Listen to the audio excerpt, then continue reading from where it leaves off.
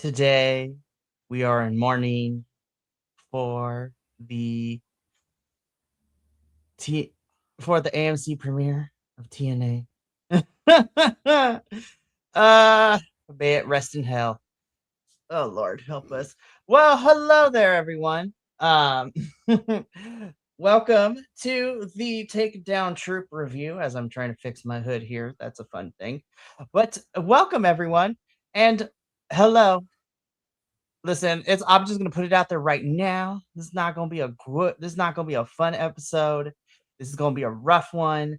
Oh no, this is going to be a fucking Yeah, great so episode. This is going to be a oh, brilliant but episode. Do you know why this is going to be a brilliant episode? To borrow the philosophy of one Anton Ego why? from the movie Ratatouille, negative reviews are fun to write and they're fun to read. Okay? There's nothing wrong about that. There's a reason that there are at least 2 volumes of Roger Ebert's worst film reviews. I own one of them. It's called Your Movie Sucks. It's a great read, okay? But it's a collection of some of his worst reviews. And I would imagine that the same philosophy applies to negative reviews when it comes to podcasts. It's fun to rant about this shit. And I hope it's fun for the people at home to listen to it. So in that regard, this is going to be a brilliant episode. Man. I am living up to the title that is on my placard right there. Chief Hating Officer. I am the CHO. I'm going full Waldorf and Statler on this one.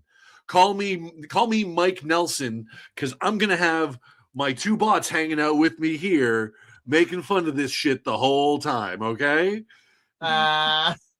Yeah. So if you couldn't already tell, Radio Will and I are going to be here to tear apart and a mess.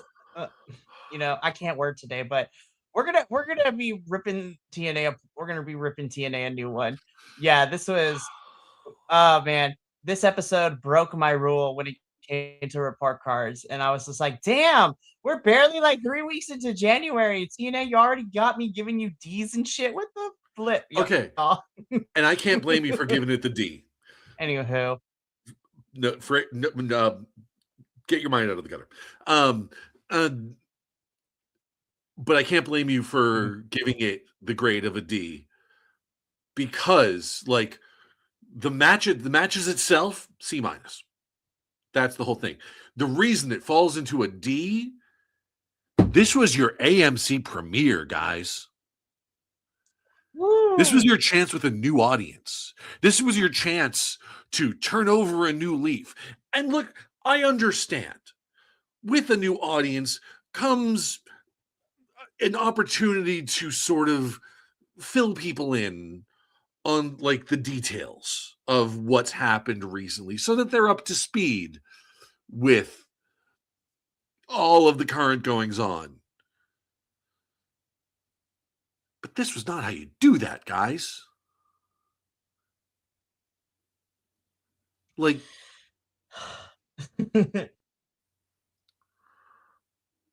all right, and before we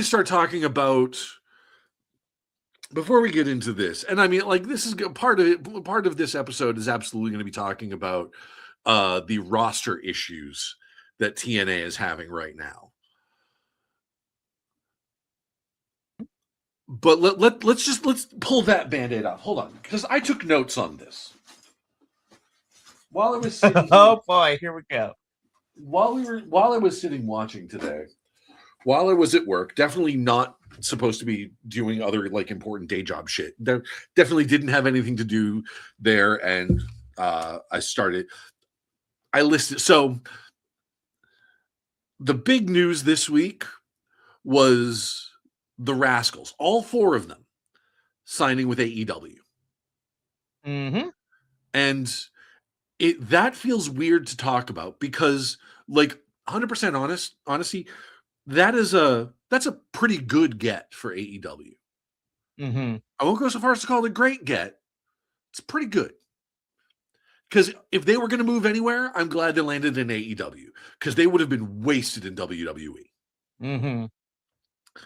AEW, I feel like they have a better chance to, like, because if you put them on Collision and have them feud with Top Flight and CD's stable of people there, Mm-hmm. well, tag team match where you just put on low gravity mode and call it a day. Okay, them fight in midair. Okay, that's going to be great. But it's a pretty good get for AEW. It is a massive blow to TNA's roster. This X division is now in shambles too. Yeah. Like, so I made a quick list because we also lost the inspiration this week. I don't see that as a major loss, but it is what it is. They finished up with TNA after last night, so Right. yeah. So now the Knockouts tag team division is just like, okay. Well, I mean, it was already struggling. Now it's on life support, but now it's like we got one Knockouts tag team right now. Now, okay, the women's tag team division is currently the Angel Warriors, the Elegance brand, and Harley Hudson and Miley Grace. That's about it. But so over the last couple of months, we have lost 1, 2, 3, 4, 5, 6, 7, 8, 9, 10, 11 of TNA's top talent. That's, and I know JDC doesn't officially retire until the pay-per-view this weekend, but I'm counting him. So we've lost JDC, Myron Reed, Zachary Wentz, Desmond, I can't remember his last name, the fourth member of the Rascals, whose name is escaping me at the moment, Matt Cardona, Jake something, Xavier. both members. What's that? Xavier?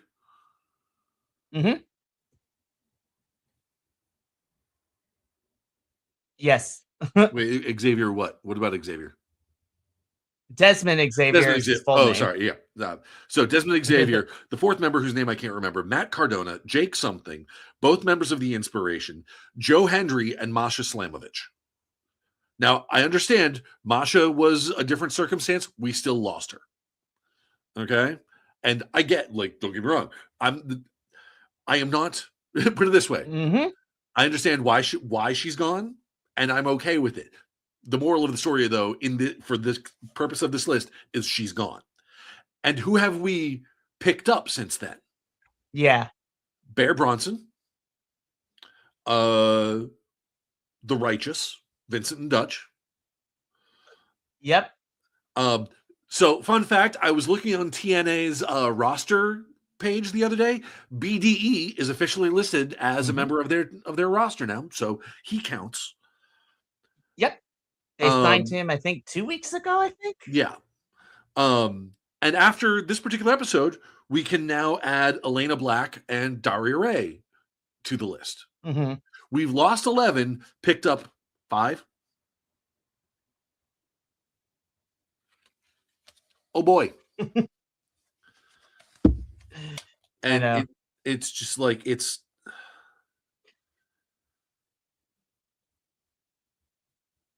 yeah, no, they got to start hiring people like yesterday.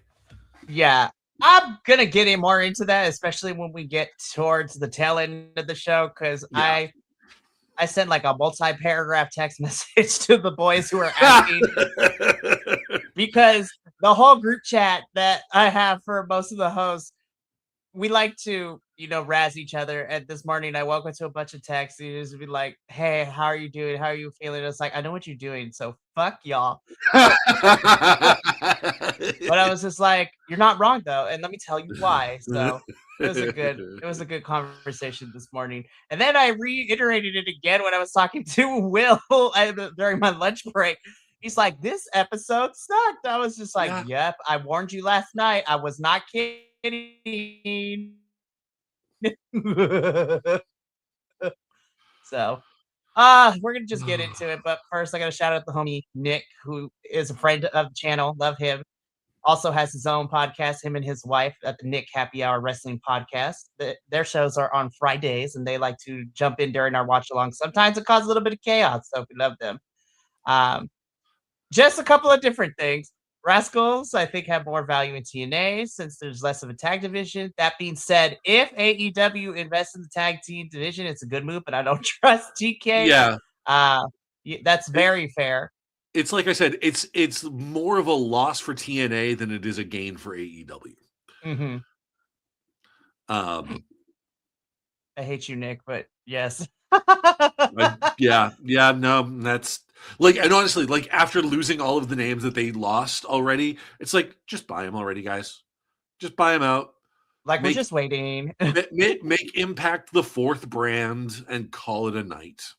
Technically the 5th brand because AAA is now Oh yeah, WWE. yep, I forgot about that. Yep. So, alrighty, let's get into it because we've tried to prolong this as much as we Prolong could. the inevitable. I'll just let this picture sit right here, right?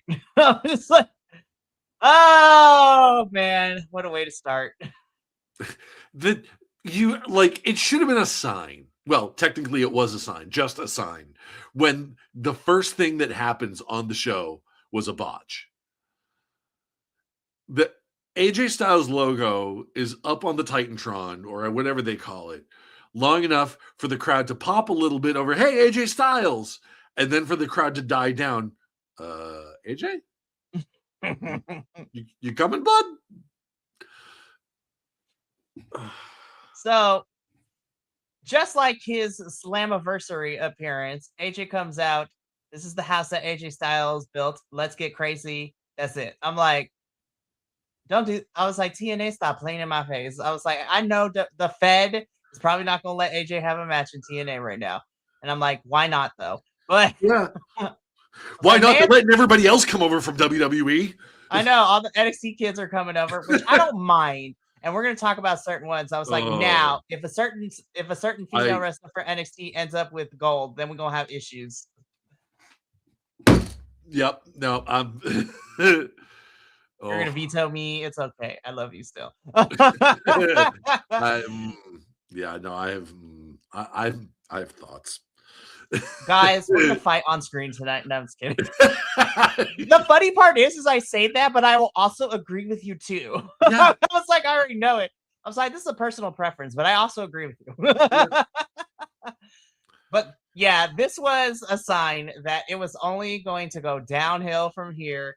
I was expecting it to be like at least an ease into the nosedive, but we jumped off a Oh, cliff. no. This was We jumped off the cliff, and this is how we dived headfirst with this match. This plane went from 9 o'clock to 6 o'clock, like immediately. Like, so I'm gonna get on TNA in a second, but I was just like, okay, so AJ Styles, whatever. We get into this match. This is Elijah and the Hardys taking on Order 4, which of course is Mustafa Ali and the Great Hands, with Tasha being out there as support. I didn't think this was the worst thing on the night, but I was just like, I feel like I've seen this match lots of times before. Well, okay, and you know how every once in a while there will be a spot that you kind of had, like the suspension of disbelief kind of goes out the window. There was one of those in this match. Mm-hmm. The superplex that Elijah gave to Ali using the Great Hands, like standing on their backs.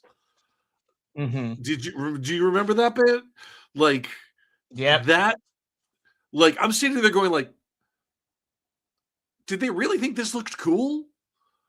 I was like, sirs. Like, this is like, just like I said, suspension of disbelief is just gone.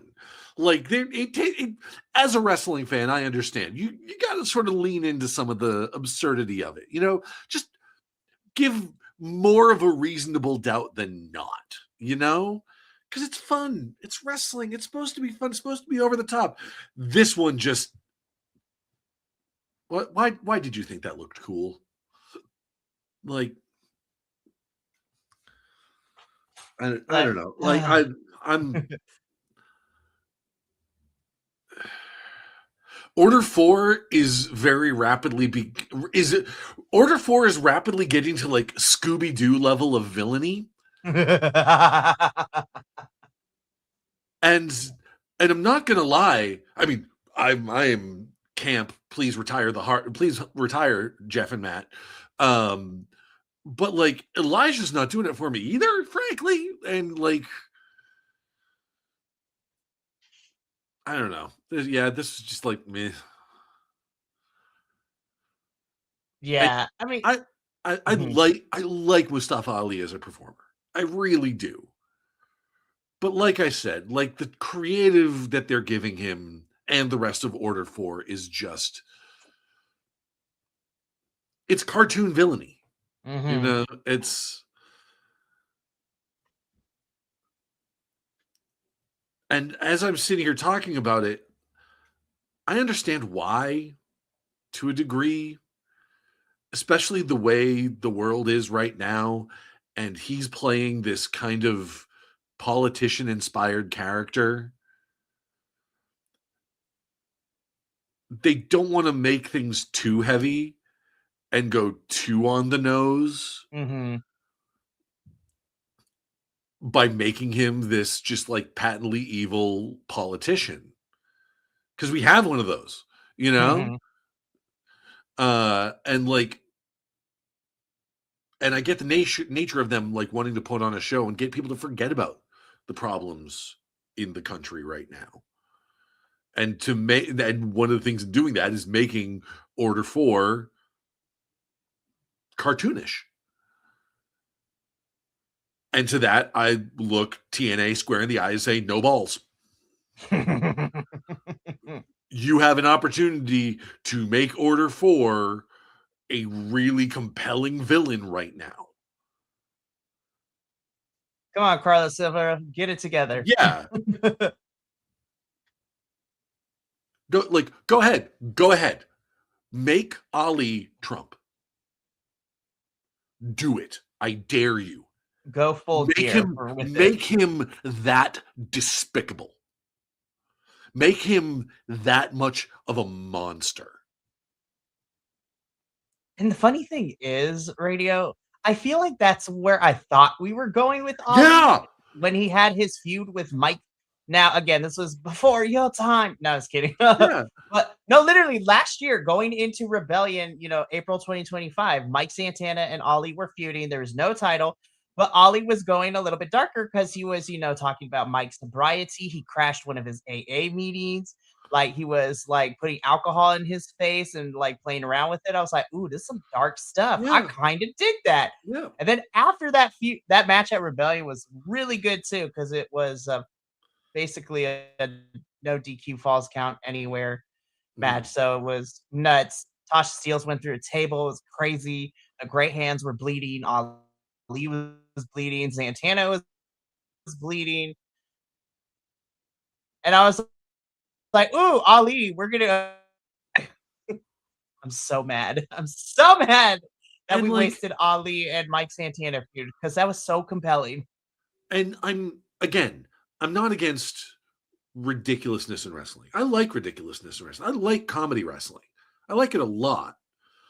But like, there's no other heel that you could have put Elijah against to do this bit with. You couldn't have done this with AJ Francis. You couldn't have done this with Eric Young. You couldn't have done this with Mhm. I don't know, like you probably couldn't have done with Frankie, but you get it. You couldn't have done this with Ryan Nemeth. This would have been great with Ryan Nemeth. It would have been better than what we fucking got with Ryan Nemeth tonight. Yeah, it's I don't know. Oh, I was like, mhm. not sure how much. Not sure how much of that rant Yeah, actually got. it's The internet hiccup there a minute. it's no, I got majority of it, but I agree with you. Yeah. I mean, Elijah, to kind of close this out in terms of the match itself, Elijah and the Hardys beat Order 4. Afterwards, the Righteous come out. They chain Jeff Hardy's ear and beat up Matt. I was just like, okay. I was like, Jeffrey, did we not learn from the last 5 years? I was just like, what did we tell you about this gauges? I was like, everybody's putting things through it. There's been screwdrivers. His ear got chained to a ladder during the pandemic era. That ladder match with him, AJ, and Sami Zayn. Like, and now the chain is in his ear once again. I was just like, okay. But you get yes, I don't know. That's one of those things. Like I that's one of those spots that even icks me out a little bit. It was a little weird and uncomfortable. I was like, Yeah, I was just like, I know how gauges work. I have friends who have them, but never in my mind would I think that I would stick or like lock up their ear to a corner where I was just like, what in the saw is this? yeah, Like, yeah. it's like, what? It's like, welcome, Jeffrey. You have 5 minutes to try to escape. And I I still was like like, the John, Righteous.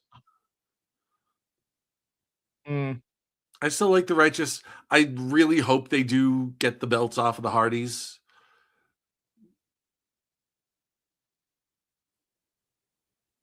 But we'll see. mm-hmm. Yeah. Well, I mean, we'll talk about it when we do our predictions for Yeah, Genesis. Because yeah, in my depression, I forgot to I forgot to say that at the top of the show. We would also be doing predictions for Genesis, which is tomorrow. yeah. So,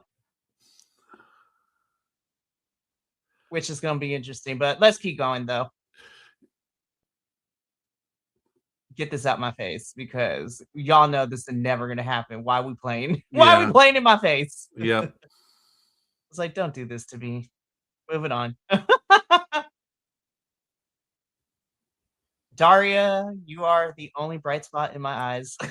It this it this it it was everything, girl. and it's nice to see her in a ring, you know? It's like, especially after how dirty WWE did her, it's It's like homegirl was willing to do anything, you guys. Like, yeah. shout out to Chris Van Fleet because we get all the tea from him and all the other podcasters that interview too. I'm just Mhm. like, homegirl was willing to do everything, and she deserves the world, especially everything that happened with her and Mandy and that whole situation at their house that they were sharing. It was wild. I didn't hear anything about that part. So to give you the Spark Notes version, so Mandy Rose and Sonya Deville, we're going to use their WWE names. They were living together. They had a house together, and so Mandy had a stalker, and he broke Oh, shit. in, and like he found out where she lived. Like he came into the house while they were home. They had to escape. It was like a psychological thriller, and then this is kind of messed up part, right? So Mandy is going through all of this. Sonya is there, and so they still had to perform. They had a feud, during the pandemic era and everything. Mandy is going to court. Sonya is the eyewitness, you know. Then Sonya ends up getting hurt, but she's still on main roster. Mandy is over in the Nickelodeon slime version of NXT, is what I called it during the rebrand, with all the colorful stuff.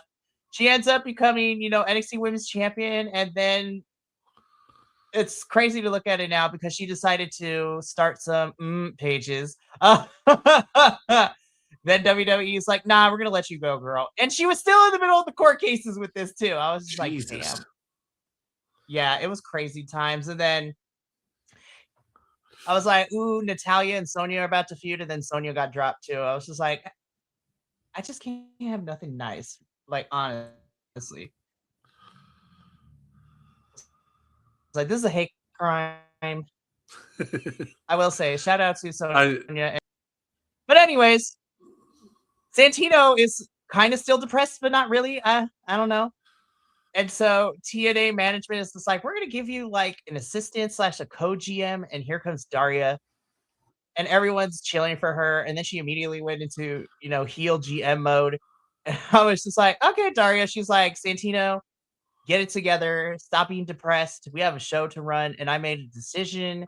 And she decided to sign a new knockout to TNA. And that comes in the form of Miss Elena Black, formerly known as Cora Jade from NXT.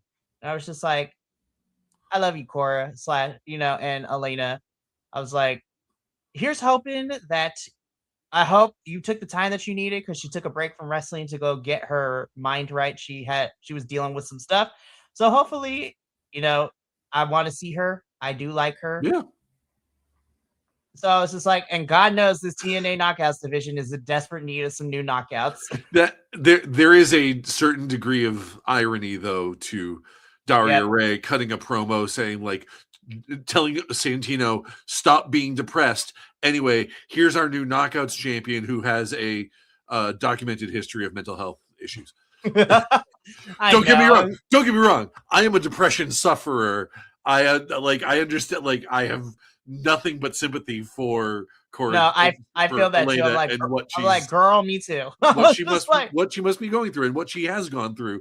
But like it's also just like the cheap heat of like stop being depressed. Anyway, here's my new friend who is depressed. her name is literally Elena Black. I Yeah. was just like, the irony does not miss me with that one. But again, like I said, I'm happy Elena is signed here. We desperately need more TNA knockouts, especially, good is not the word I want to use. We need No, some very strong and seasoned girls. no relation to Alistair. Yes. God, I was just like, I'm mad at what the Fed is doing with her, but I'm just trying to imagine Zelina in here, and I would love that. I mean, she was here when she was with LAX all those years ago. Yep. Anywho, so shout out to Elena Black, new assignee to the TNA Knockouts division. Love you, girl. Hopefully, we'll start to see you do some stuff after Genesis or at Genesis. I don't know anymore. Don't do this More to me more either. AJ Stop Styles playing. wankery. I was like, at least he had a couple of segments compared to one in Slammiversary. But guys, we all know what we want. We want AJ versus Leon, but they would never let that happen in TNA. Yeah.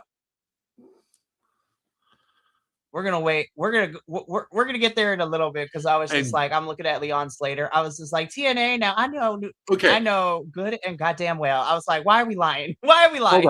hold on. Here's the thing Let's just about talk like about it now. Fuck it. yeah, okay. Okay. This episode was supposed to have Myron Reed versus Leon Slater. Now, obviously, there's a problem there.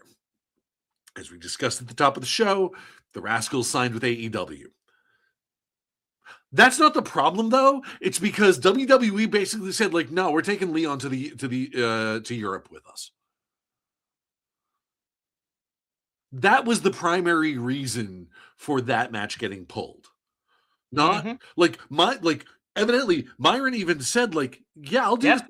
I'll do this last match. He was Like, willing to stay with TNA and do the match with Leon. yeah.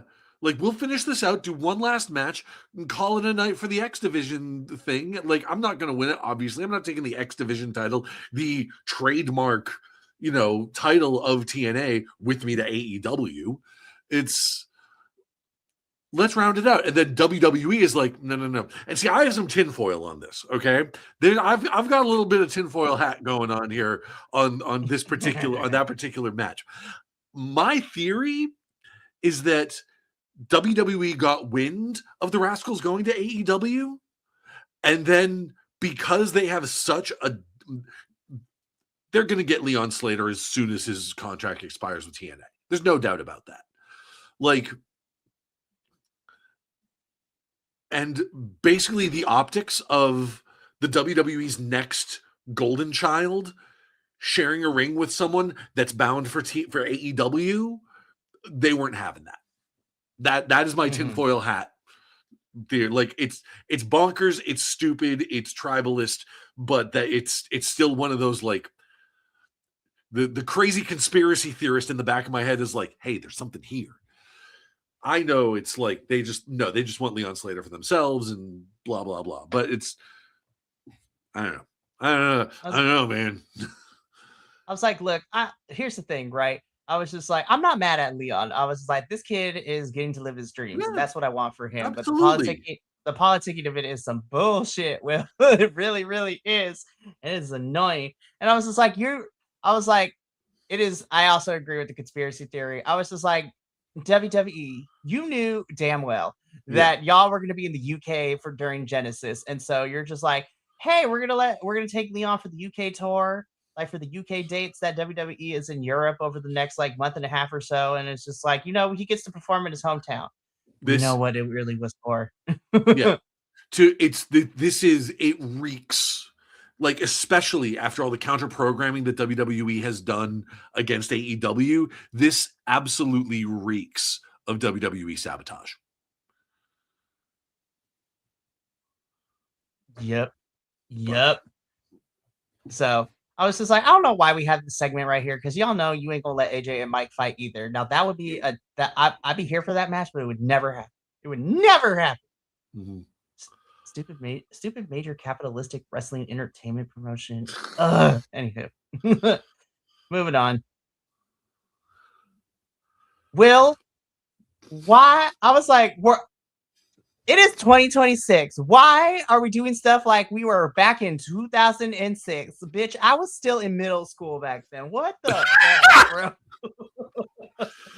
I was just like, this is some MTV Spring Break VH1 bullshit. I was like, what is happening? God, Also, this segment was so bad. the reason that I didn't include this guy on my list of new hires is that he isn't. He's been signed to TNA for almost a year at this point. Mhm. He was actually Cedric Alexander's first opponent when he debuted back in June. Okay, I was like, I recognize this man's face. I just got to remember where. Thank you for that. Yep. Like, I did a quick Google of him when he showed up here because, okay, I'm not gonna lie, the reason I Googled him is because, like, wait, that kind of looks like Griff Garrison, and Right. I wanted to make the joke of who the fuck is Griff Garrison? Unfortunately, it is not Griff Garrison. He's Right. still stuck in the frat house in Ring of Honor. This was bad. This was a really bad segment. I was just like, Lord help Hey, us. remember last Oh week when I man. said, like, hey, all these potential theories of what they could potentially do, that, like, really kind of like fat shamey one that I mentioned? Yep. Yep. Anyways, we go from a really bad segment to a really bad match. God, Yeah. this hurt. I was just like for everyone. I was just like, God, this match sucked. I Yeah, no, it sucked. It like this I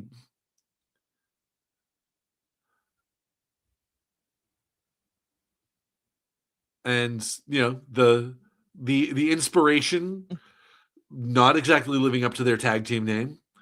Um and basically as soon as this episode ended, they announced that they were leaving TNA and made about the, the inspiration on Impact, that both of those words do not mean what, like, you keep using those words. I don't think they mean what you think they mean. They did not make an This impact, second run for and they them were was not exactly inspiring. no, no. This second run for them was trash, and I am the first to admit it because I love these girls. I really do. Sure. I'm unbiased. The You Iconics is you our named literal you origin named your story for this whole whole. yeah, you Exactly. named your whole They're empire after them. I love those two, and I will ever love these two. The second run was in the words of Alyssa Edwards, this was hot garbage, mama. Like, what was? Oh God, Yeah, yeah. this was I'm rough. Yeah. I'm gonna quote another lovable drag queen that I love a little bit later in the show because I was just like, Tatiana, we're putting you in the chamber, girl. You're coming up in a little bit.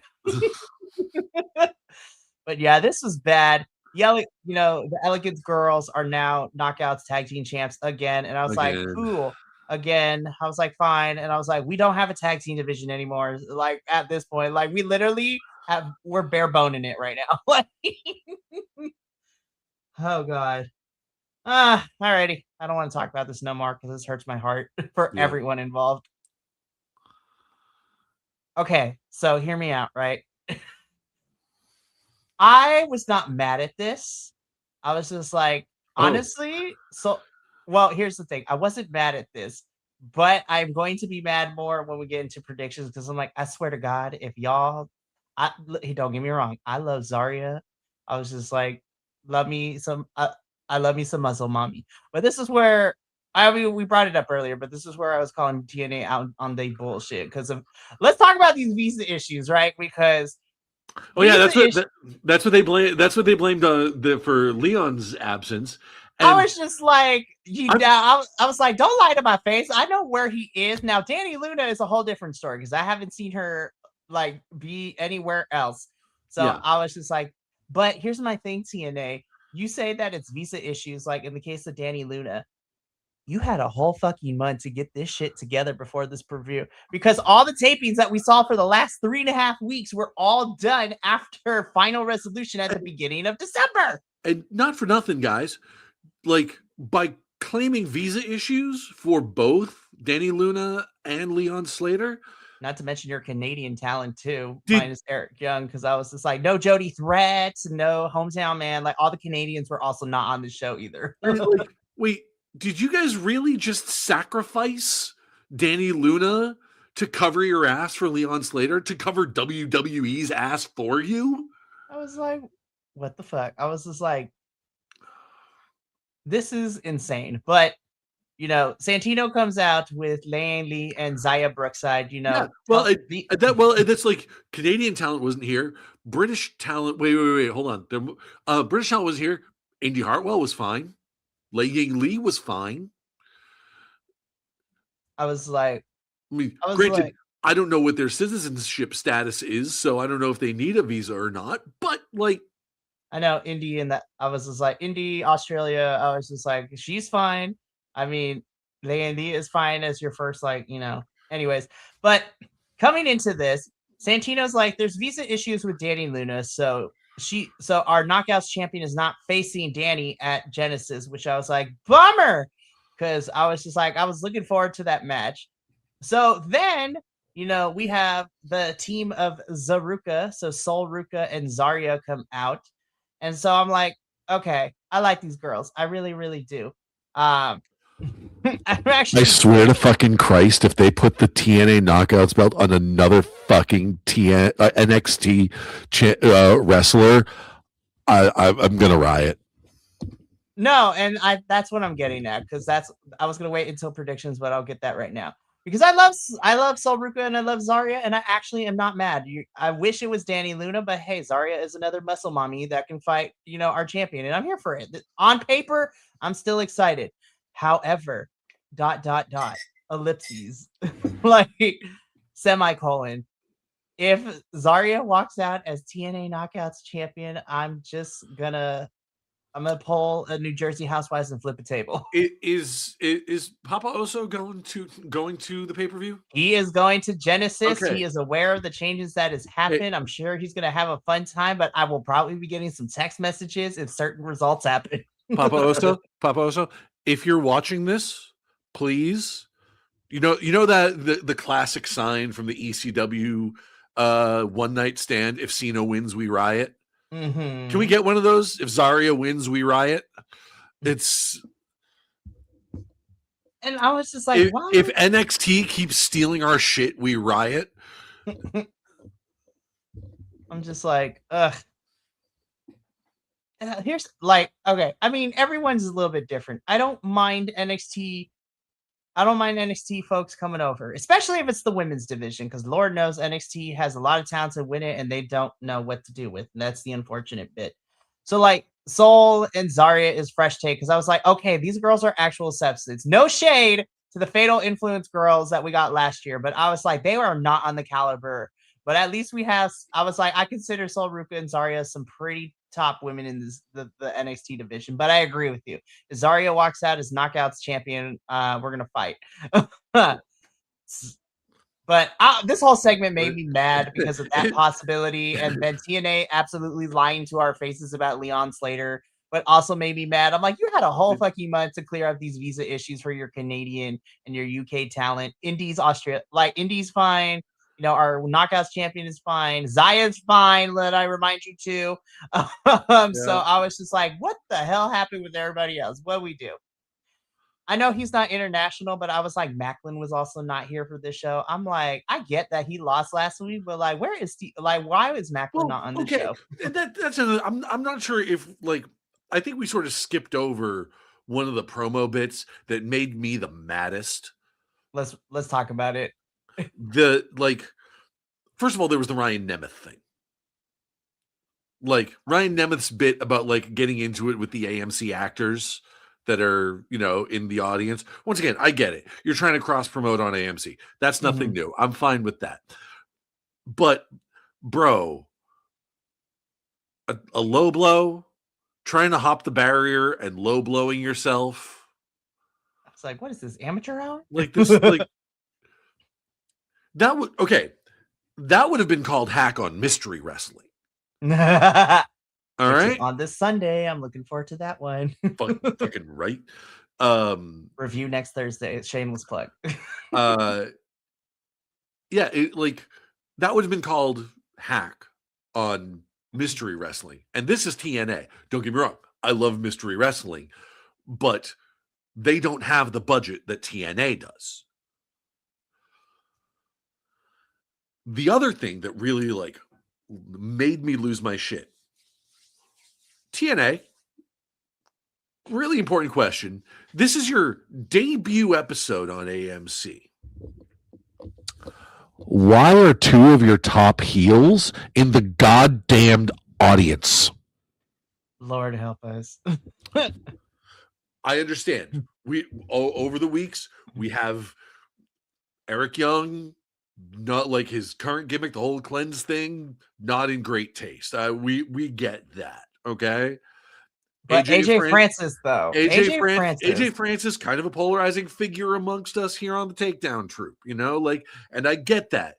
But these are still two of your top bad guys. I'm mad. I'm actually really mad for AJ, and let's just talk about this now, because this whole feud, this match that he's having with Rich Homie Swan tomorrow at Genesis, I was just like, it's all been built in stupid digital exclusives. I was like, why have we not aired these like penthouse segments, like actual segments? I was just what is happening? And this episode in particular that has this much filler. I'm like, guys, this many promos that could have been an email, and you couldn't figure out you couldn't get an instance in here to get another you couldn't have AJ ambush Swan or vice versa at some point over the course of the thing. You couldn't tag me in. You couldn't have had Eric Young sneak up on someone and be like or anything like that. All right, go. All right, tag me in. And here's another thing, TNA, as I keep my index finger ready, right? I'm like, here's another thing that pissed me off, and you bring this up. So these are the things that I'm gonna be mad at. You are on AMC. How is the backstage audio still dog shit? Like, what is happening? I was just like, your production was ass. But what made me the most mad, and this is the whole show, with all the filler promos that could have been an email, all this stuff, I timed this shit. In a 2-hour wrestling show, we had barely 25 minutes of wrestling, and the rest was promos and video packages. What in the WWE bullshit was this? I was just like, because I expect this shit from Raw and SmackDown. But I'm in a 2-hour wrestling show, and we have 25 minutes of whole wrestling.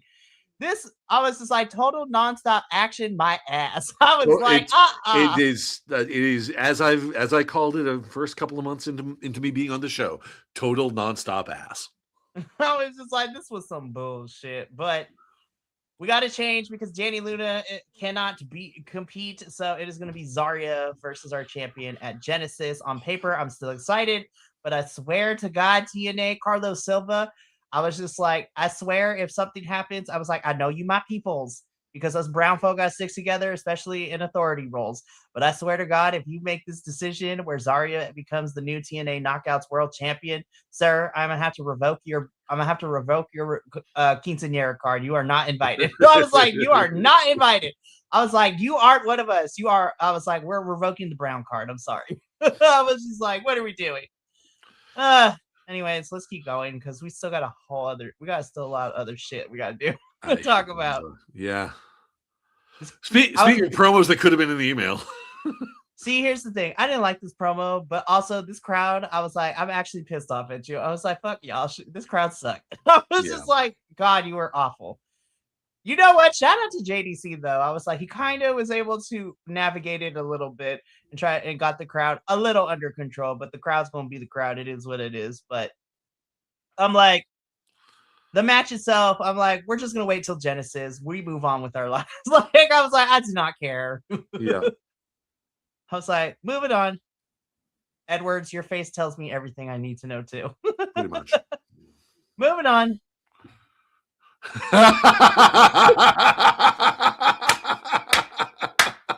In the words of the great drag queens, Tatiana, choices. You know what this was? I'm watching this, and it's like TNA basically like, all right, we're getting started on a new network. What can we do? All right, hold on. Other shows, another very big wrestling show started on a new network recently, right? About this same time last year. And what did they do? Oh, they brought out one of their biggest figures who is roundly hated by the community now. Let's do that. So, like, yeah. Hogan on Raw on Netflix. Carter on Impact on AMC. I can't. I was just like, I can't. I was just like, the only difference is she doesn't have a beer to hawk. I mean, yeah. So I was just like, crowd, I was mad at you before, but I was on your side when you booed her out the building. Thank God. I was like, listen, we did. Like the Alamo, we never forget. I was like, God. And then to make matters like even weirder, Bully Ray comes out. Dixie and Bully stare down each other, and then he gives her a hug. I'm like, ew. I don't like her. I don't like him. This is gross to watch. Let's move on with our lives. So I was like, ew. God, I hated it. I also hated this because I was just like, y'all, I kid you not, I looked at my clock. I'm like, they have 12 minutes. You mean to tell me you gonna rush this match for 12 fucking minutes? Fuck you, TNA. I was just like, oh, hell no. Credit where it's due. Credit where it's due. I appreciate, especially given that this was the AMC debut, all of the like finishers of TNA like wrestlers past, like all of like doing the Code Red and the Angel's Wings and the Canadian Destroyer and like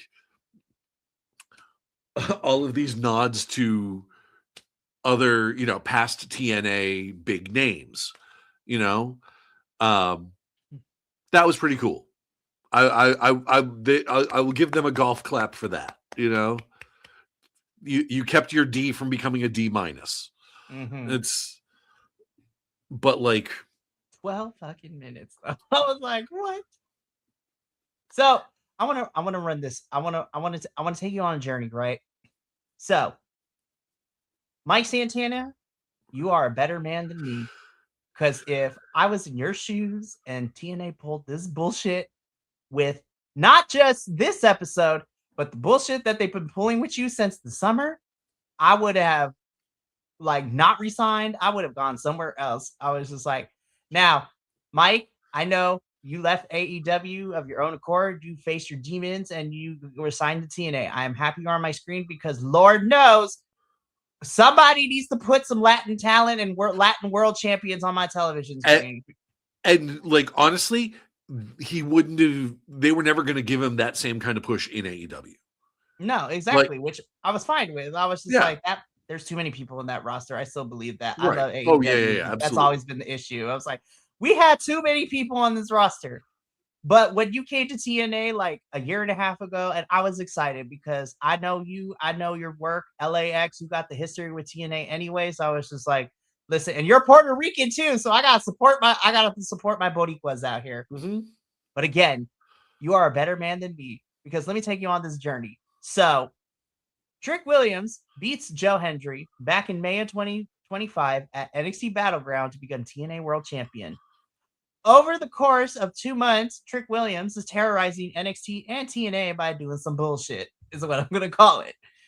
Mike Santana and Joe Hendry are like, listen, like we beefing, but we also have a common enemy in Trick Williams. So this triple threat gets made at Slammiversary in Mike Santana's hometown backyard of New York.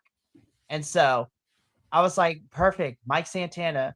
I was just like, I know better because if you're in the hometown, you're probably going to lose anyways. But even still, this would have been a great moment.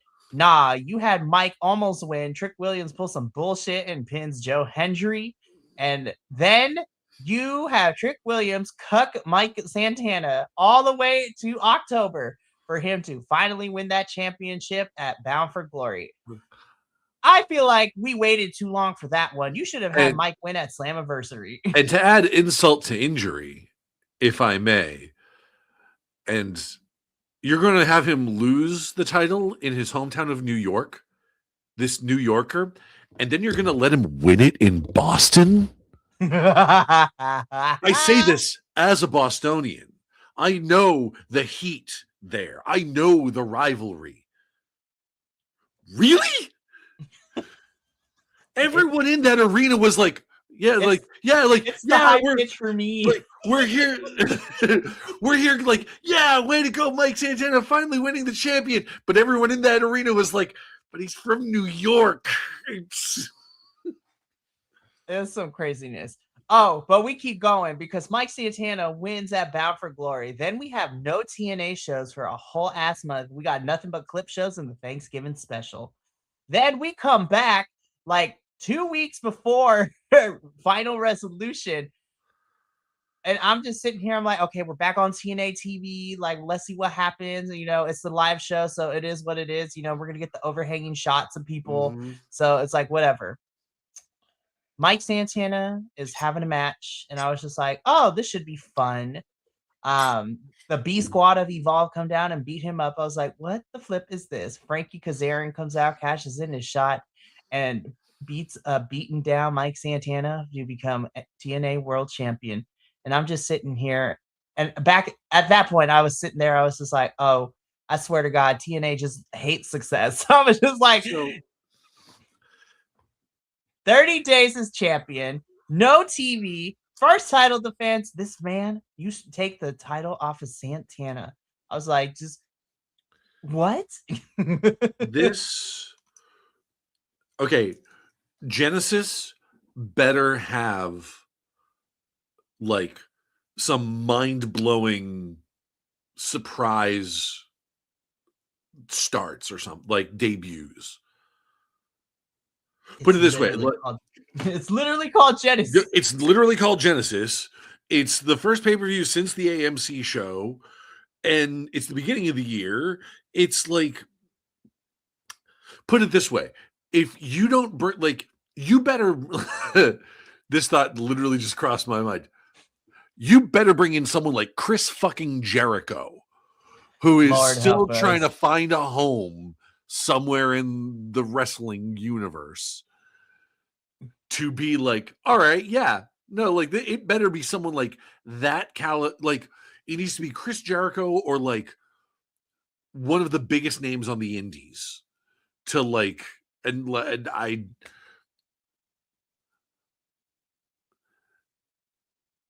There's a whole bunch of talent, but like if you're looking for the big ones, I was just like, I feel like they've already been scooped up by the other promotions, right? Right. But there's that was another thing. Mm-hmm. One thing that they brought up, they brought it because there was a little card for it. They're bringing back Feast or Fired. Are you really gonna risk losing more of your roster now, I was TNA? about to say, because I was going to bring that up when they started talking about next week. I was like, oh God, Feaster like, Fired is back. We lost you. Well, I mean, he had to go back because of excursion, but we lost the New Japan talent that way. Like last time we did it, like 2 years ago, I was like, no. I was like, God. I was just like, I don't. If it's now, here's the thing: if Ryan Nemeth gets fired and is played for laughs, like whatever, then I was like, that's cool, that's fine. I'm here for that. Ryan, I can't believe we're actually going to talk about you, but you have a match at Genesis, and I don't know how I feel about this match in the sense it was like it's probably not going to be that great, but I'm rooting for your opponent to whoop your ass. I prayed for your opponent, which we're going to talk about in a little bit. But like to finish off this journey, like 30 days, Mike Santana loses the title after getting jumped by WWE. Then TNA had the audacity, the gall, the gumption, my flabbers were gasted when they tried to play the wrestling media saying Mike Santana is no showing final resolution. No turning point. It's like he's no showing turning point. He's mad that he lost the title. And I was just like, don't play in my fucking face, TNA. Because honestly, if Mike wanted to leave, I would be full support. I was like, it would be the opposite of what you wanted. Because I was like, I would be bad too if all that shit happened. But no, Mike comes back. He whoops ass at Turning Point. He vows to get this title back. Frankie and Bear Bronson actually had a pretty legit match. I'm not going to lie. That was a solid bout between the two. And then all this for Mike to win this title back on AMC. I was just like, y'all were playing in Mike's face. And again, all to say, Mike Santana, you are a better man than me because I would have left. I was like, fuck this.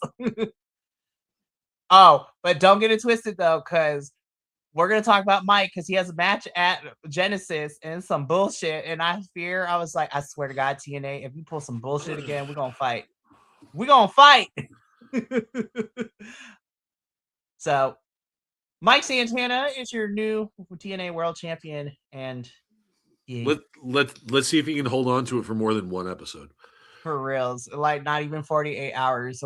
He's going to lose it. So, alrighty. Well, here's the thing. So we are done with the review portion, but we are not quite done yet. So, it pains me to say this, but not really. But I enjoy doing the predictions.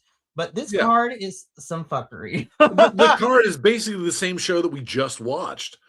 It really is. I was just like, oh hell no.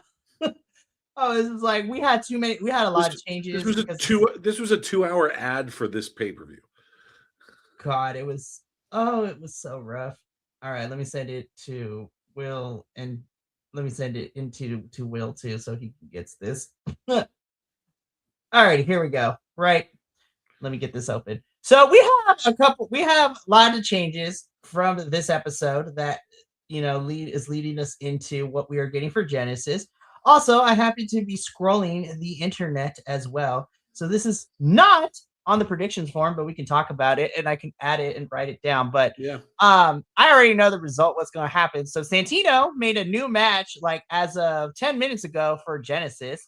Stax is going to defend his international championship against Eric Young, newly signed BDE. And the way that Santino worded it, a star who has made a name for themselves in Texas. And I'm just like, I swear to God, if it's JBL, we're going to fight. I was like, oh, hell no. I'm trying to think of like any Texas talent on the independent scene. And I was just like, there's Manders, which would be amazing. But other than could it be one of the younger Von Erichs? Well, I mean, that could be a possibility. I don't know how AEW and ROH would feel about that. But are they signed to ROH right now? The Von Erich boys are signed to Ring of Honor. Oh, okay. So I don't know. I wasn't sure if they were indie or not. So I was like, I'm also thinking like if you want to bring some folks over from south of the border, you got a lot of unsigned independent luchadors you can put into. I was just like, I'm just saying. All that being said, I'm picking Stax is probably going to retain because it's some bullshit. I was just like, no. Stax is probably going to retain. Let's see. Yeah. That's gonna Stax will retain that because it's gonna be more of a focus on like it'll be a nice sort of jumping on point for whoever is debuting there. But at least I hope it's someone new and debuting and not some craziness. But who knows? TNA LOL TNA is what we're rolling with this week. So now let's get into the actual card because this card had some changes and it has some bullshit too. Because we're gonna talk about it. I don't care, Mara Sade. I was just Yes. like, I hope she whoops her right No. Devin's ass. I will say though, I can't believe I'm saying this on paper. I was like, I don't care because the build to this has been kind of stupid. But honestly, this actually has the potential to be really great in a so bad it's so good way. Like if they play the funny tee hee ha ha's right and Mara Sade whoops his ass, I'm actually kind of here for it. Yeah, that's. I can't see Ryan Nemeth winning this in a way that makes anyone feel good. Right. I was like, I don't want to say but have Mara Sade win because watching her super kick him every week has been actually really fun. Oh yeah. I mean, you know my opinion of Ryan Nemeth. He is like this is what X-Pac heat is. This is the go fuck yourself, Ryan. Yeah. This is not, oh hey, wow, what an asshole. He plays a great heel. It's like, no, what an asshole, get off my screen. Honestly. Do you remember that? You know that story about Vince McMahon wanting to blur out Christian's face because he didn't like Christian's face? I want that for Ryan Nemeth. God, that'd be hilarious. All right, so we both got Mara Sade to beat Ryan Nemeth. Yep. Moving on. Again, I am sad that we have relegated most of this build to digital exclusives, but it is AJ Francis versus the Rich Homie Swan. I honestly still don't know who to pick for this one. I love AJ Francis. I think it's going to be Swan. I think so too. It needs to be that kind of like blow off the guy that's been the underling taking down his former boss kind of thing. Mm-hmm. I agree too, because AJ's been the more domineering one and beating up Rich Swann every time he gets a chance. And so the last couple of weeks. And honestly, like let Rich Swann beat AJ Francis here, and honestly, put AJ in contention for a title. Mm-hmm. Put him in the titles. Put him in. I would say put him in the international title scene. I was gonna say too, give it let him run with the mid card championship like absolutely. that. Yep. Alrighty, so Rich Homie Swan for both of us. Then we get into Elijah versus Mustafa Ali. Here's the thing, right? It's really hard because I know Elijah's not doing it for you. Yeah. I like Elijah. I just need more from him in terms of like creative wise, I think, because I was just like, and again, he's been out, so it hasn't helped that either. With all that being said, though, I'm going with Ali because I feel like he kind of should win this one. I'm actually going to go with Elijah on this. Ooh, okay. Not because I want him to win, but I think he will. Because when you've played up both of these people as cartoonishly as they have both been, basically, Ali being the Elmer Fudd to Elijah's El Kabong. Yes, I know that Elmer Fudd and El Kabong were not in the same cartoon studio. I don't give a fuck. Fight me. Get in the comments. Deal with it. If you don't like me, fight me. Bring your opinion to the comments. It helps our engagement. I won't respond, but you can say go off in the comments. Go off, sis. This is the cartoon portion. And for that, you need the good guy to win. Elijah's currently the babyface. Elijah's going to win this. And maybe losing to Elijah in the fashion that he does might sort of shake something loose in Ali to play up the Order 4 thing a little bit more seriously, a little bit darker. I know it's not necessarily the same like ethnicities and races, but Ali, I need you to go from wannabe politician and just go full blown. We're gonna take over the planet like freaking Neymar. I need that level. If you're gonna, honestly, Ali, if you're gonna be if you're dedicated to the whole cartoon character thing, get away from Elmer Fudd and go more towards Lex Luthor. Mm-hmm. And I mean, I'm not talking Super Friends Lex Luthor. I'm talking 90s animated series Lex Luthor. Clancy Brown as Lex Luthor. Mm-hmm. So, This is the first split, and I love it. So this is great. All right, moving on though. The final dance. This is JDC's retirement match, and it is him versus Edward Edwards. Oh, Eddie. Eddie Easy. Edwards. I will call him the Edward Edwards. Yep. But Eddie Edwards, but I have Eddie as well. I was like, it's a retirement match, man. Yeah. Like, JDC's going out on his back. Leave the boots in the ring. Call it a night. and he can go enjoy being a first-time dad. I was like, yay! Yeah. We love it. It should be fun.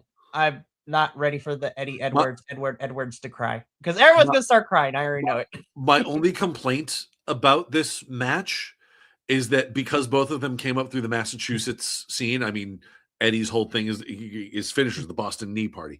Like they should have called this like a Beantown Brawl or something like that and made it no DQ. That's the other thing too, because like after Ali and Santana, JDC and Santana had a Texas death match too. I was like, the hell. I was like, oh, but don't worry, Mike Santana will be back in the Texas death match. We're gonna get to him in a little bit, but yeah, Edward Edwards for both of us. Yep. Because of some WWE bullshit, we do not have the X Division triple threat like I was excited for. So instead, Joe, I love you dearly, but you are the consolation prize. And I was because of some WWE bullshit, we got some WWE bullshit. So this is just a regular triple threat, and it is, Joe Hendry.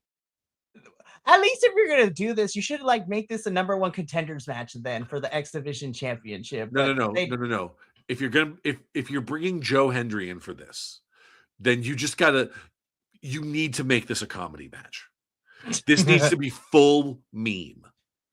The funny thing is that Moose could do it too, because Moose can do it. Because there was a time when, oh god, long time ago, before he went to AEW, Moose had a program with All Ego Ethan Page and his kung fu character. It was ridiculous, and real quick, while we have Joe Hendry on our screen, there is another bit of I won't go so far as to call it news because it is still very much rumor. Mm-hmm. But I want to state this for the record. Evidently, there's a rumor going around that Danhausen is looking at going to WWE. Yep. I want this for two reasons. Number one, I want to see all of the Fed heads that called him Cringehausen or whatever just immediately change their tune and start being like, wow, this guy's really funny. Ha ha ha. The other thing is I want to have him as a tag team or feud with Joe Hendry. We've talked about this before. Have we? Okay. Online and offline too, but I am here for all of it. Say his name and you'll be cursed. I believe in Danhausen. I believe in Danhausen. Love it. I'm in Springfield and Ogdenville and Arlen too. And Quahog and North Haverbrook and Dan other fictional cities. Radio's I believe in Danhausen. I believe in Danhausen. Gosh, yes. Listen, Danhausen, Radio Will is hiring. Oh my goodness. But yeah, thanks to some WWE bullshit, we got some more WWE bullshit, and now this is a triple threat. This is going to hurt me more than anything, because originally, if it was going to be the X Division triple threat like we were supposed to get, I would have picked Leon Slater, because I was like, I don't want Leon to lose the title anytime soon, but there's no stakes to this, and like, this is going to probably bite me, but I'm going with Cedric. I like, of these three, I'm like, I don't want to bet against Cedric. I really don't, but I don't know. I'm going to go with Cedric. So I'm also going to go with Cedric, but I have a reason behind it. Okay. Because Moose is currently the number one contender, right? Or was Cedric? Yes and no. Oh no, because Moose gets a rubber match. He gets a rematch that he has. He gets a rematch because he was previous champion. He never cashed that in. Cedric is technically number one contender because he won that right in that 4-way match he had with the 3 members of the Rascals. So then you know what? I'm going to say Moose. Okay. Because like I think have Moose pin Joe Hendry. Yes. So that way, so that you can sort of escalate this Cedric Alexander and Moose feud like over the X Division title, and then eventually get to that triple threat: Cedric Alexander, Moose, and Leon Slater. I could see this going a couple of different ways if we're thinking about it too, because even though there wasn't no stakes, the system fought Leon, Cedric, and the Hardys last week with Cedric pinning Moose to get the team win last week. Yeah. So, I mean, I could see Moose pinning Cedric, and then they could be tit for tat, like 1-1. Then we'd be like, all right, we got to figure out who's really number one contender. But yeah, Joe Hendry getting pinned here is actually okay with me. Yep. I love Joe, but he can lose here. Moving on though. For the TNA World Tag Team Championships, the Hardys versus the Righteous. Now, here's the thing, right? Hardys are going to be Hardys. We like fans love them. Wrestling world loves them. I think because the bar is in hell right now after this episode with a whole bunch of stuff, it's probably not going to happen. But against my better judgment, I am going with the Righteous. I feel that the Righteous should win here. Yes. Because I'm like, if the Righteous lose, the Hardys have no one. Ooh, I almost took out my camera and everything because of how passionate I was. But the Hardys have nowhere. The Hardys have no one else to fight. Like they beat everybody else. Honestly, it needs to be the Righteous, because number one, the Hardys don't have anyone else to fight. Number two, it gives some credibility to the Righteous, because like they're still like they still haven't really won the crowd over. I love them. Don't get me wrong, but I love them because I watch them in AEW. I know what they can do. I've seen a couple of shows of them on the indies. It's like I know what they can do, and they deserve better than what they've been getting. So yes, make them the tag champs, and let the Hardys go rest for a little bit, or I don't know, like it. Yeah, no, let the Righteous win this, please. Please don't. Yeah. So Radio and I have the I was about to say the Hardys, but I was like, they have the Righteous. We have the Righteous. The Righteous are coming. Anyways, going into our main titles, this one's easy for me. Just out of spite, I'm going with Lee.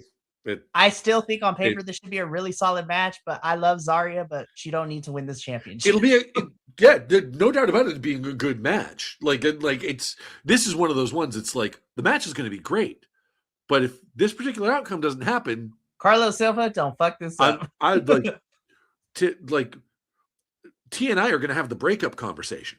You know, like we're gonna meet at our favorite cafe and sit down and say like we have to talk. TNA, don't do this because I don't want Radio to not show up anymore, guys. Don't. TNA, don't do this because you'd be fucking up the vibes. God, I was just like, listen, I was like, I don't want Radio not to show up anymore. TNA, do your job, damn it. Let our champion retain. Speaking of champions, this is some bullshit too, because this happened off air and it was a digital exclusive, but we have Mike Santana, defending the title once again. Frankie Kazarian is calling a rematch in a Texas death match. And Nick Nemeth, who still has the Call Your Shot Gauntlet trophy, is going to be special guest referee. So here's the thing. When I saw this, I was just like, here's the thing. So I'm focusing on Frankie and Mike in this Texas death match. I know Nick is going to cash this bitch in. Whether he's successful or not, I don't care. But the point is going to go between Mike and Frankie unless Nick interferes in the middle of this match to make it a triple threat. Like, but I was just like, you're not even going to let him have his Seth Rollins moment of like, no, you're just going to make him the ref. Just have him like sit there like, yeah, no, you guys kick the shit out of each other. This is how this happens, because after the match, Nick Nemeth tried to come down and cash it in on, Mike, but like shenanigans happened. Daria comes out and it's like, you know what? We're going to have a rematch. Frankie and Santana, Texas death match. Nick Nemeth's going to be the special guest referee. Now, I am jealous because I will say Mike Santana has a good record of being at Genesis and having really fun, like no TQ Texas death match. Because last year at Genesis, him and Josh Alexander had an I Quit match and that bitch was fire. Like that match was so good. It was like, so, and here's the thing.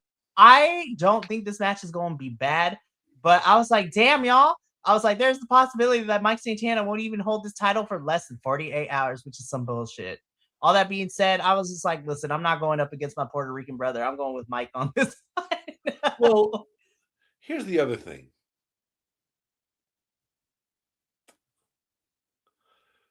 Nick Nemeth has the call your shot thing. Mm-hmm. Nick Nemeth is also the ref in the match. Don't you have to give the thing to the ref to add to call your shot? Technically, yeah, it's like a Money in the Bank cash-in. So what you're telling me is Nemeth give it to itself. is just gonna let them beat the shit out of each other, go in and make sure they're both dead to the world.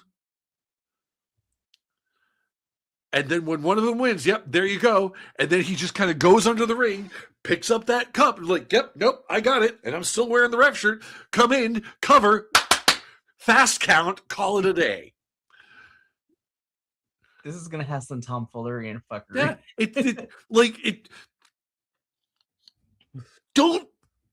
don't fuck this up. They're gonna fuck it up. They're gonna fuck it up. They are going to fuck it up. There is no by making Nick Nemeth the guy who has promised, not even vaguely alluded, not even kind of threatened. Is ooh, I have this thing. He says no, this is what I'm going to do. By promising, by broadcasting his Seth Rollins interference bullshit. And he's already done this, and then you make him the ref? First of all, hi JVL, welcome. This is not expecting to see you here. Do we think he'll fast count himself and they book the wrestler? Shut up, JVL. It's already some bullshit. Here's the thing, right? That's what I'm saying. That's what he's gonna fast count himself. here's the thing, right? JVL loves to harp on me because he's just like, Mikey, can you stand TNA? I was like, listen. I'm a masochist for certain things. TNA, it just happens to be that one promotion I'll be a masochist for. However, hey, you know what? It's all about finding the kernels of corn in the shit. Unfortunately, this was Taco Bell today. It's last night's TNA. I was just like, listen, I am the great mighty Pooh. And TNA just threw its shit at you. That is what TNA was. They were the great TNA isn't bad. Oh, don't backpedal now. You were giving me so much shit when I forced you to help me cover a TNA pay-per-view because Andrew and Will couldn't be there. I was like, don't do that to me. No, I'm just kidding. No, last night wasn't even camp, JBL. You know this. It was dog shit. You know me. I am the power of positivity. I am the New Day of once they were once before, right? You all know me to be the positive one, but you also know that when something pisses me off in my professional wrestling and they play in my face and they make me act they try to play in my face and insult my intelligence as a wrestling fan. Nah, I'm calling it out on this bullshit. And TNA last night was some bullshit. Oh, and it's continuing to call it out on this bullshit here. Am I going to watch it tomorrow still? Yes. And are we going to cover it next Friday? Yes. But I'm not going to be happy about it depending on certain things. I was going to say, yes. JBL, yes, that is me this Sunday. And we'll catch you Thursday.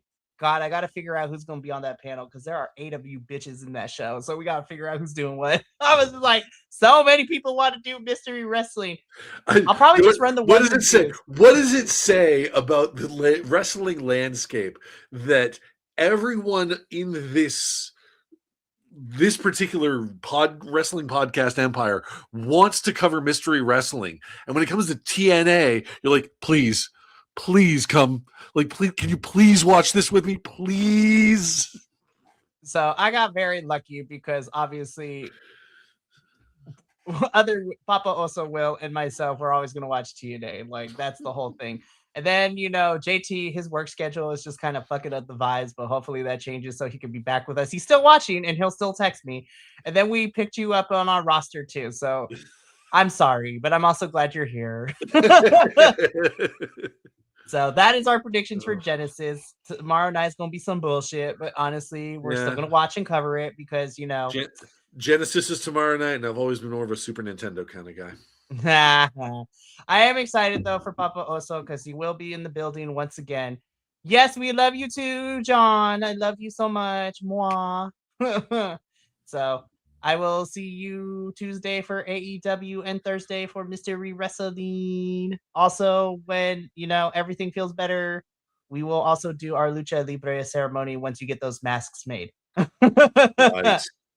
Yeah, so I'll tell you offline. It's a whole thing, and I'm kind of here for it. But that has been our TNA post-show breakdown. God, this was awful. The show was awful. But honestly, I'm glad that I'm still here though, because like last week radio, it was fun to tear it apart with Yeah. you.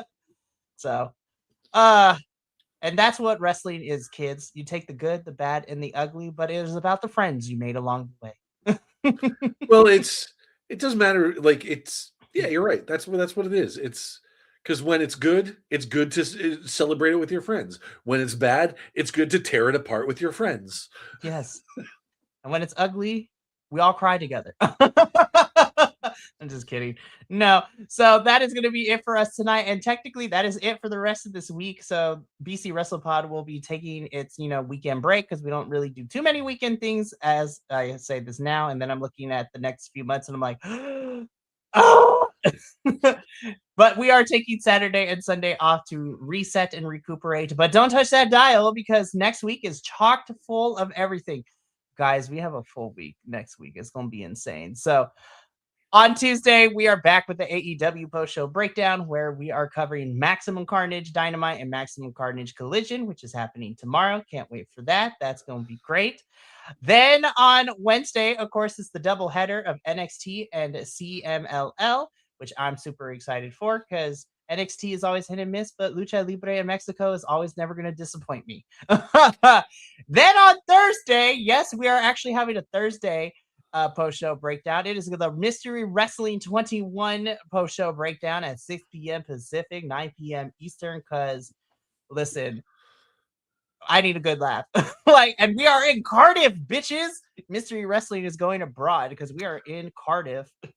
Can I tell you, tickets went on sale like last week, I think, for Mystery Wrestling 22, and it's back in Canada. It's back in Quebec.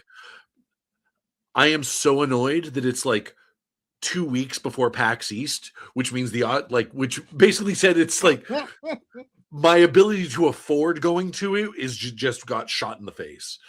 Like, it's like, damn it. It's like, I could have gone. No, I'm going to PAX East because my girlfriend's coming up for it. And it's PAX East. I got a free ticket. Listen. Blah, blah, blah. It's just like, shout out to Vixie. It's like, we love you. I love you. I was just like, it's fantastic. Keeping our boy in check. No, I'm just kidding. Yep. No, take care of him because I need to see him on Friday still. I was just like, anywho. But that's on Thursday. So, I mean, Will, if you find the time, you are invited. The door is open. I will, I don't know how many of us are going to show up because there's so many of us, but honestly, I was just like, I'll probably run the ones and twos and be like, hi guys, I'm in the background. Y'all have your thing. So we'll see what happens. But then on Friday, it's the TNA Genesis post-show breakdown. This is the first of its announcement, but unfortunately, I will not be here. But don't worry, I'm not leaving the Wills to run this on their own. I am tagging in my friend Kilt, who, of course, both me and Radio know from various things. He will be running the ones and twos, and he will be here. So both of y'all can just, look pretty as you rip apart Genesis. And also, I think it's going to be fun too, because Radio, you'll give the perspective of watching at home, and Papa will give the perspective of being in the building for this one. So there you go. Yep. That's going to be fun. So yeah, so it's going to be a fun week next week. All right, we're going to get up on out of here. It's been an hour and a half of just some tomfoolery and fuckery that we have had this evening, and it is late for Radio, so I'm going to get him to bed before he turns into a pumpkin. But thank you so much for tuning in. We will be back next week for another full jam-packed schedule, and I cannot wait for all the tomfoolery, shenanigans, crying, and everything that comes with for being a professional wrestling fan. But until then, from all of us here at BC WrestlePod, remember, take care of yourself, love one another, stay biconic, and more importantly than anything, you always deserve to finish your story. We will catch you next week for a plethora of fun stuff. But until then, sayonara, adios, and until next time, peace.